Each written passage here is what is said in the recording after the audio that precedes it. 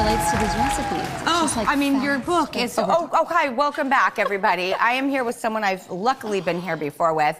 I mean, I want to ask a question about the daily struggle of, like, what do I make tonight? Well, her cookbook literally addresses that very topic. It's one of my very favorite cookbooks on planet Earth. It's called What to Cook When You Don't Feel Like Cooking. I mean, come on, is there a better title? Anybody Please welcome back Caroline Chambers, everybody. I'm so happy to be back. I'm so happy you're just back. saying, Drew asks if you can come, and you say when. Well, the last time we were together, I was already planning our next hang because I'm always on the prowl to learn. One of my favorite dishes in the world is enchiladas. So, again, I have chills everywhere up in why is this happening to my body around you? It's just what we're doing here together, because cooking is such a...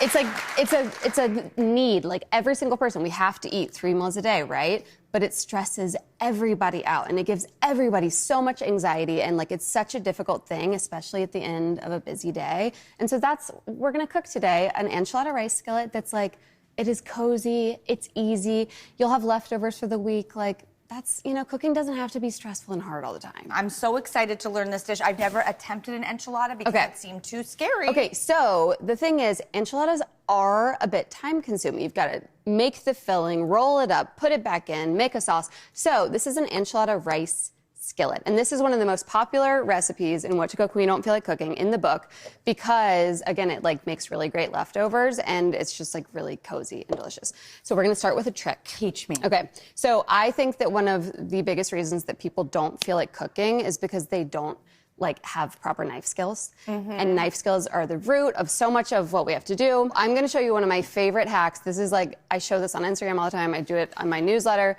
This is how to properly cut a bell pepper, and we are going to attempt not get a single seed on the cutting board. Okay. So when you cut a bell pepper, there's seeds everywhere. Yep. So while we were yapping, I took the stem off, right? Okay, so I took the stem off. I'm gonna put it down. Okay, so stem side down. And then I'm gonna make 3 big cuts. So I'm gonna cut in. Okay. And then I'm using my finger and I'm peeking in to make sure that I don't cut into those peppers. Wow! So then nice cut. I do it again. I do it again, and I peek around. Okay. And then for this last one, I can see straight in, and I just whop, whop. Not a single. Oh my God!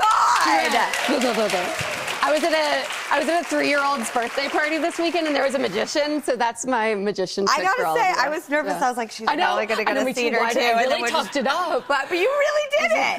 We'll edit that out. Okay, so then the way to cut a bell pepper that makes it really easy, you never want to cut skin side up because your knife is then fighting with that skin. Yes. Put the skin down, use your fingers, peel them back like a claw. I've never cut it flesh side up. I know, it's a really... I always do it skin side up. I know.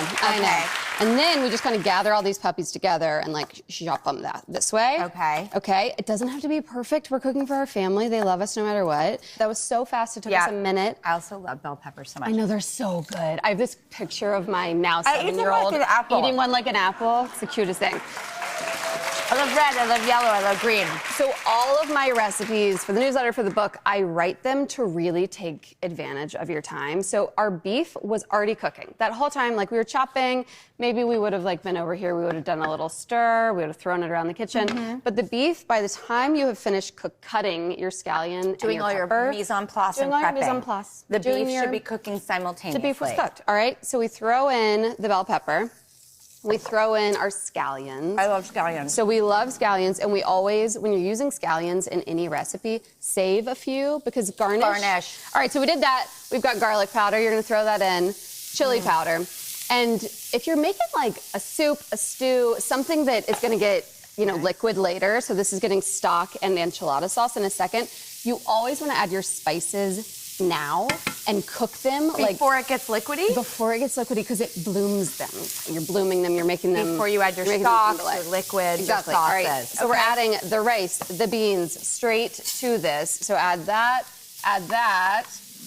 and then we are adding... Okay, so this is just a can of enchilada sauce, all right? We're adding that I straight just in. bought Siete brand. They have a new can of enchilada sauce, sure which is do. banging. It's so good. And, you know, those are sauces that take so many hours to develop those flavors. And you just pop that can open. We are so lucky that we are now living in an era where there are really good ingredients that are store-bought, right? Yeah. Like Ina Garten always says, it's fine if you buy store-bought, and that's like kind of been her signature thing forever. It actually is fine if you buy store-bought now, because it's Beef just stock? as good. Beef stock or chicken stock. It must be beef stock, because we're cooking with beef. But whatever stock you have, right? Vegetable, beef, chicken. Okay, oh, that got so much quieter. By the way, it really did. Actually, you know what? It's a perfect segue because we like to gamify our cooking segments. We do. Yeah, we do, Caroline. So actually, What if you don't should we mind, do? we're going to pop cuisine this mother. Let's do it. Hi. Oh my God, I love enchiladas. I could eat a whole lot of enchiladas. Anyone else, right? Smells so good. I want everyone to say hi to Vicky. Hi, Vicky. Vicky from Suffern, New York, here with your sister. Wait, Suffern. Yeah. Remember Sex and the City? Wait, what was in Suffern? Like he lives in Suffern. Oh my God, a Sex and the City reference I don't remember, Drew. Yeah, John Corbett, you know, Aiden. Oh, he lived in Suffern. Suffern County, New York. Great reference. Okay. All right, well, Vicky, you have two college-age boys living at home with you, right? Yes, I do. Oh, then this is a great recipe because I think it's like very hearty They'll and eat the entire thing. It smells so good. Each of them, yeah. It's a great recipe and a great prize if you get it right, because you're going to win a 2-night stay at the WestHouse Hotel in New York City with complimentary breakfast. And how about $500 to go to a steakhouse nearby? How about that? Okay. So here is your question. We're making enchiladas, right? So the word enchilada derives from the Spanish verb enchilar, which means what? A, to season with chili. B, to wrap or fold in. Or C, to enter. Enchilar.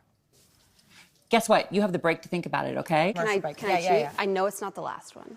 Oh, so it's not to enter. Right? We've removed one, okay? Spanish speakers in the audience. So it's either to season with chili or to wrap or fold. Is to enter. We're going to discuss. Okay, we'll be right back. I feel good about this.